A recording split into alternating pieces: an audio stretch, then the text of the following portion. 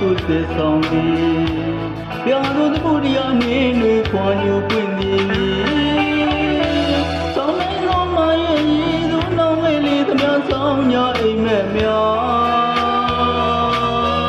သမှုတရားမတန်ဆောင်ညာဒီလွန်ကြဗျာ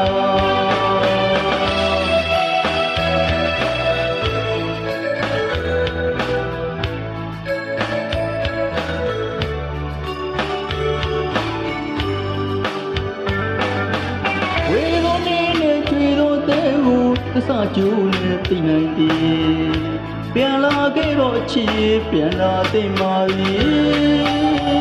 မင်းပြောတဲ့သစ္စာကလေးစကားတွေ့ရင်နဲ့သိထားရကြပြီနေတွေဝေသောလမ်းကိုပြန်ခဲ့ပါ